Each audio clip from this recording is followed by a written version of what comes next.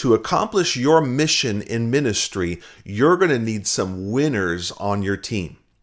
It takes winners to win the game. So how do you find these winners? And if you get some, how do you keep them on your team?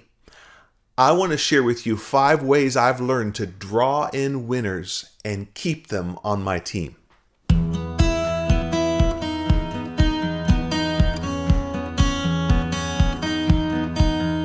Hi there, my name is Matt and I'm a pastor in church ministry. And I have my YouTube channel, Pastor to Pastor, encouraging and developing leaders in church ministry.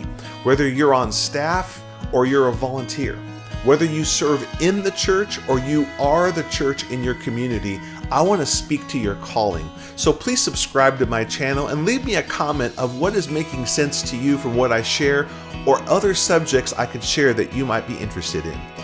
So today's subject is about how to build a winning team, how to find those winners, and if you find a couple, how do you keep them on your team? We all know what winning looks like.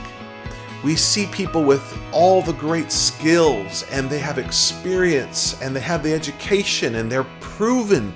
And we'd all love to find those winners because it takes winners to win the game. So how do you find those winners? Well, most of us are working with volunteer teams. We're just happy to have someone who says, I'm willing, let alone I'm a winner. Or if you're lucky enough to have a paid position on your team, you really can't afford the high salary for that person who's worked in the big church or they have the incredible gift. So when I talk about winners, really for us, we have to think about who are the potential winners. Who has the unteachables?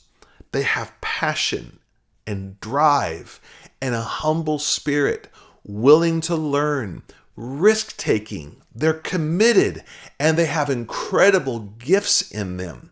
See, it takes the leader to look at people who are potential winners and say, if I would spend time with you and invest in you, I could make you a potential winner for yourself and the team would win. And these 5 ways are how I've found these potential winners, whether they're volunteers or they're a new staff member, to help them stay on our team so we can win the game. So here's the first one. The first thing I do with potential winners is I slow down the game. Ministry runs at a rapid pace. It does not slow down. Sunday comes every 7 days. And then you have Wednesday night students and you have kids ministry and you have meetings and setup and preparation and you have the funerals and weddings. So how could it slow down? Well, I think about my favorite sport, basketball. And I've heard college players who get drafted to the pros, the NBA, and they talk about their first year in the NBA. They say the game moves at such a faster pace than college. The game is there. They run faster, they pass faster, and they can't keep up. And so what coaches do is they will take some practices to slow down the game. They don't always scrimmage. They don't always do drills. They actually have players stand in position on the court. And the coach slowly explains how you can be in this position, and then this person can run here. This person's going to screen so they can shoot. This person's going to pass to the basket.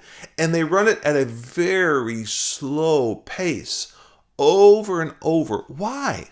Because you can't learn where to be when the game's running too fast.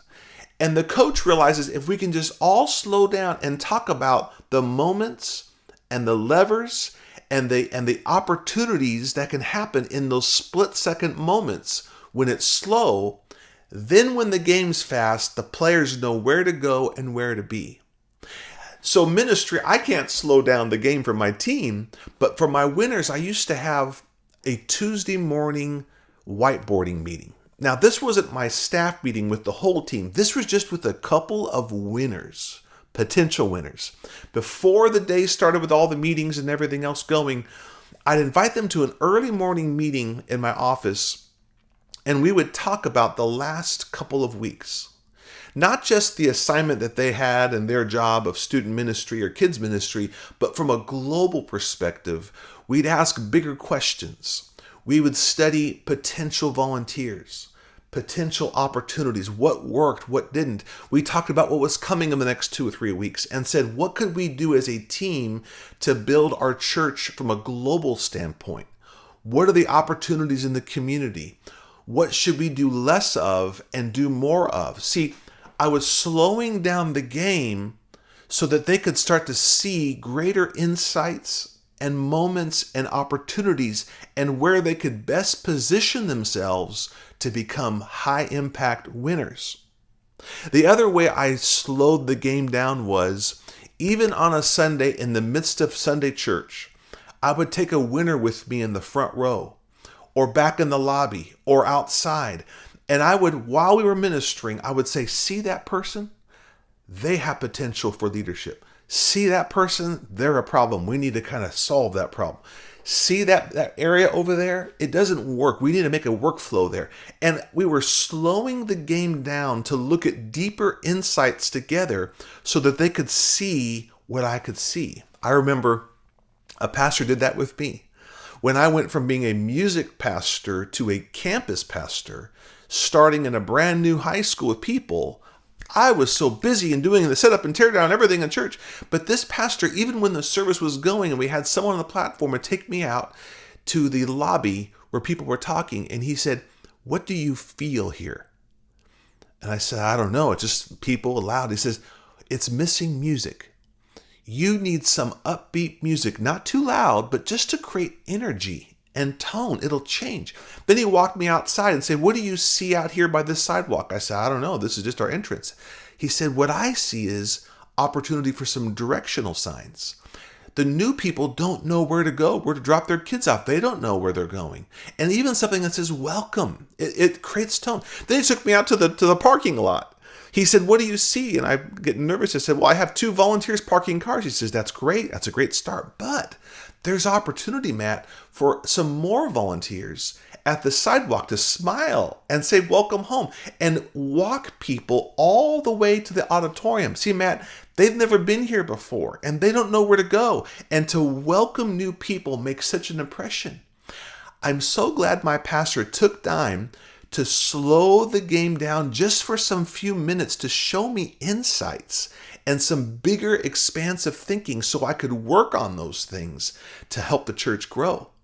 So the first step I do is I try to find moments to slow down the game of ministry so the winners can become winners.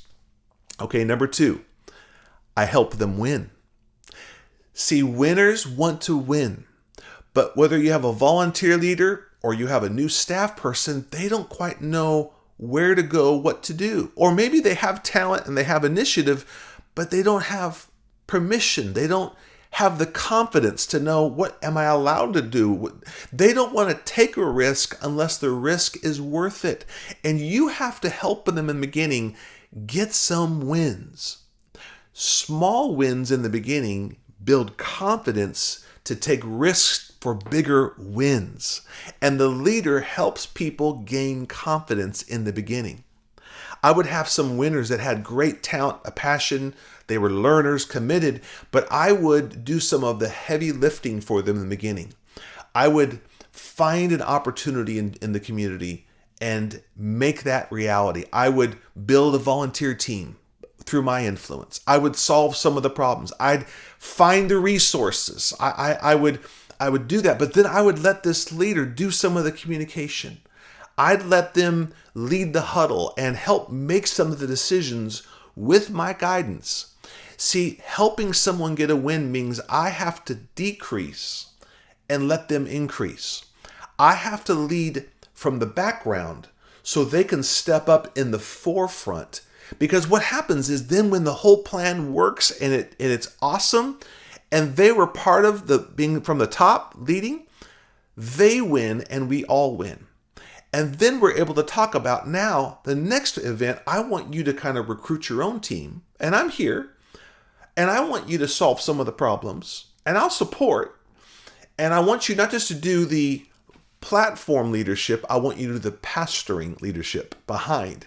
And so they were willing to take the risk and do the hard work because they had a small win. Leaders help winners win. That's number 2. Number 3, in order to find those potential winners, I cultivate their gift. See, I think as leaders, we're always trying to find leaders to fill roles. We give them a job description and they need to function in a certain way. And I'm all for role descriptions and clarity, and people need to do the hard work and they need to function so that the team gets what it needs.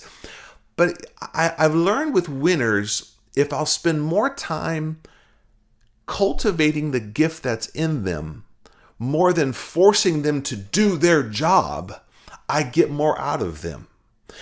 I find that if I have to keep telling someone they have to do something, I'm just wearing them out and I'm getting frustrated. I get more impact out of people when I take time to look at the gift, the passion, the dream that's inside them, and I cultivate that. The word cultivate speaks of helping something become what it was meant to do. It's a farming term. Finding the seed of potential and cultivating that, nourishing that, giving it a place to grow. And while I want to help them do their job, what I find is I spend more time cultivating that gift. And sometimes as that gift has started to have great impact, it's started to make a difference on it. It's helping to, if he's winning in one area, I'll cover some of the other areas. Practically, this is like having someone who's very detail-oriented, highly administrative, very systematic, but then typically they're not great with people, and they're not great recruiters, and they don't know how to build leaders, and they don't have patience for people. Well, that's my gift set. So if I see that you're bringing great system and process and excellence in an area, I will help recruit your team, solve some of the problems, and build some leaders around you so that you can both be successful. The other is true. I've had people that are very good with the soft skills of ministry.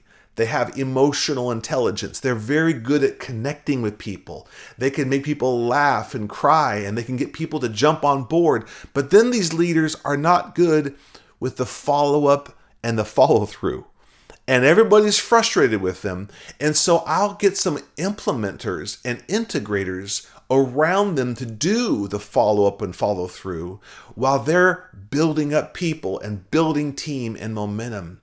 It's worth it to cultivate the natural gift that God's put in them and let that flourish, because people will stay with the leaders who develop their gift. That's one of the secrets to keeping winners on your team, is not telling them, do your job. It's showing them, here's your gift. Okay, so number 4, the fourth way that you can find great winners, and you can keep great winners on your team. Offer them more. Winners, when they start to figure out their ministry, they've been able to recruit the right team, they have built the systems and process, and they see management and momentum happening, it gives them the gift of margin. And sometimes one of the best ways that you can keep great winners on your team isn't just say thank you or take them to a lunch. They really want a challenge. They want an opportunity. The reason why winners leave your team is they sense there's a lid on my leadership. I've gone as far as I can go. And see, winners want to reach higher levels. What got them to be great where they're at now is still a burning desire to go further. And so one thing you want to do is not just keep them sidelined and marginalized in their great job. You'll lose them. You have to offer them more opportunity. I invite them to bigger tables of influence. I allow them to shape ministry on a global scale. And what I find is they stay with me longer because they can see their ministry is expanding, and you help them get there. So number 4, offer them more. And the fifth and the last way that I've been able to find these great winners and keep them with me on my team is I give them relationship. Leader, this is the one that we miss the most, because sometimes we think we're doing everything for our staff and volunteers. The problem is we keep on calling them staff and volunteers, and they feel that. There is this distance between the leader and the staff and volunteers. Jesus said to his disciples, he said, I no longer call you my disciples, I call you my friends. And with my winners, when they have impacted, when they have paid the price, when they've been loyal, when they've been healthy, when they have made the difference on the team, one of the ways I reward that is I give them more of myself to them. Leader, the best thing you can give your people is your time and your attention. Because what you're communicating is, I respect you, I'm grateful for you, and I love you. And while I can't go deep in relationship with everybody, with those few winners, I bring them into my home. With my family, I go into their home. We go on trips together. We share in life. I become vulnerable and more open to them. And what that does is it takes the leader and the winner, and it takes me coming down to be authentic and open and honest with them. And it pulls them up to you in a partnering relationship. And winners will stay with partnering leaders longer, even if they get a offer for a bigger church or a bigger salary. They'll stay with you longer because they see that bondedness, and you're giving them that trust that they so long for with another partnering leader. The best thing you can give your winners is a relationship of trust and time with you. If you want to keep great winners on your team, you've got to treat them different. You've got to get them to a higher level, and you've got to give them more opportunity to grow in their calling.